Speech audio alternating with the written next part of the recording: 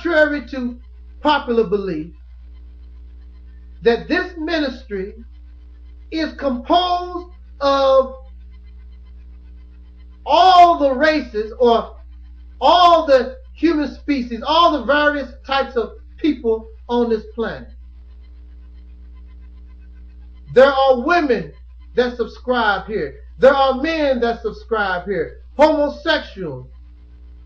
There are Asians and blacks. The Realities Temple is a rainbow coalition, you might say. And if you are able to bear with the, how would I say, the real rhetoric that comes from here, you are a very special person. And if you have a problem with the rainbow, then perhaps this is not your cup of tea and you need to go elsewhere. So, bye-bye. No hard feelings. It was nice to know you. But see, we are moving on. I don't have time to be in the past. I don't have time. I learned from the past, but I am not of the past. Those who are living now must move forward. Those who were children, as time progressed, you must become an adult. You cannot become an adult with a childlike mind. Otherwise, you begin to have problems. And humanity, because the majority of the human beings, although they call themselves adults, they continue to have a childlike mind, and that is perfectly acceptable in religion, because in religion, they continue to call themselves children of God. And when I was a child, I spoke like a child. But when I became an adult, I put away childish things. So when you come under the sound of the voice in this ministry, you must begin to put away childish things. And that's why children who come to the Realities Temple with their nonsense get spanked like the children that they are. Because here we're trying to accept our reality.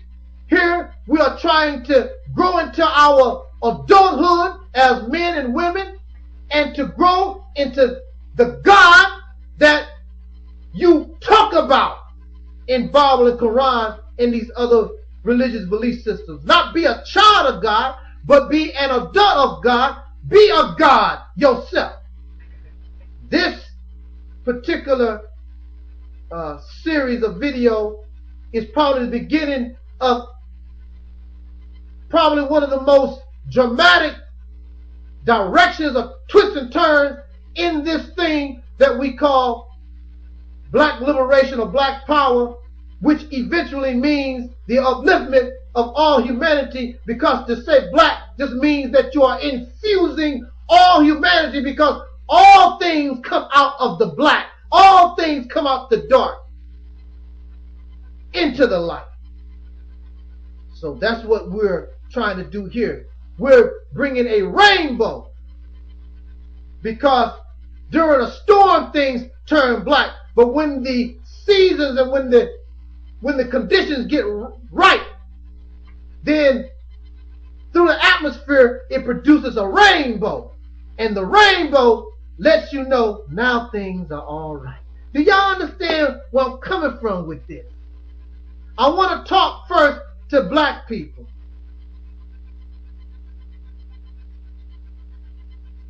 Well, actually, I'm talking to all of us. Listen to me. All right? Just be patient. Let us think for ourselves. Let us get out of the box that we have been entrapped in for the last few thousand years. Black man and woman of America, you and I, we are in a very critical and important position, and we have a great responsibility should we choose to accept it. And we should, because we deserve something better out of this life.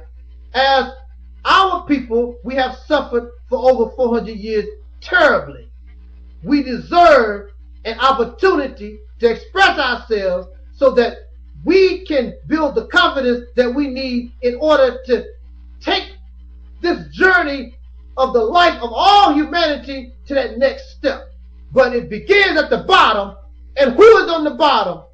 The descendants of slaves born in America. So it is only right, since we are on the bottom, that we be chosen to be the first ones lifted up to the top because of our so many years of suffering. What we must first begin to do, we must begin to destroy the black mind. What are you saying, Tony? We must begin to destroy the African mind.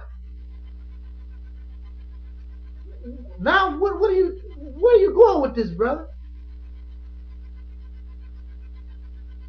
We must destroy that and come up out of those things that make us a slave.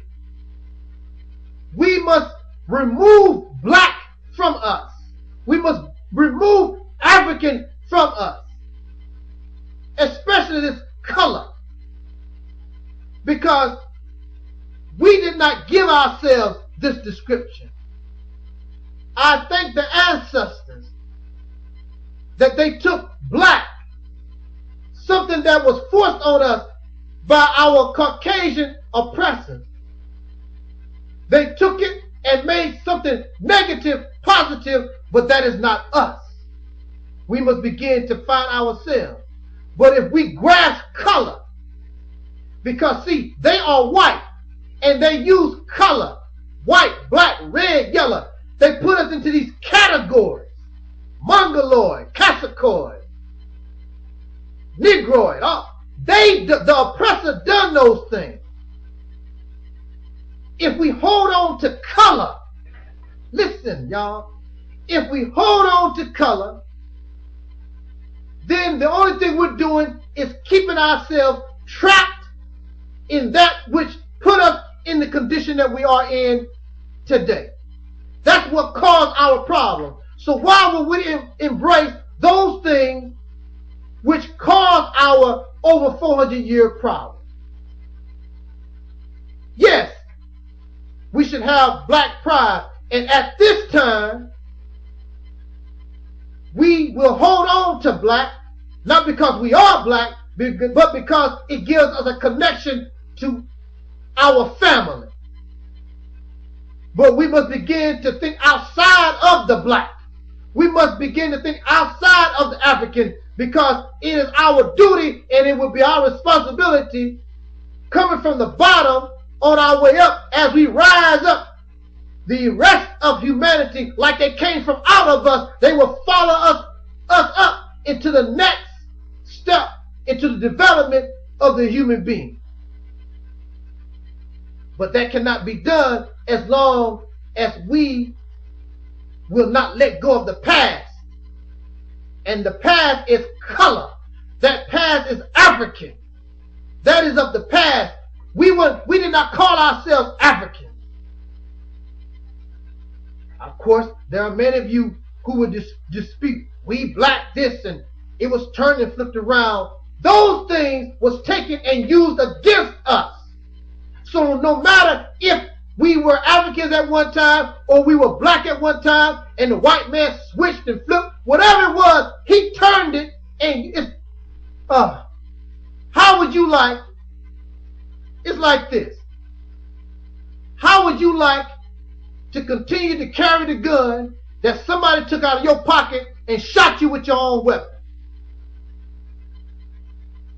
That's what I'm trying to say.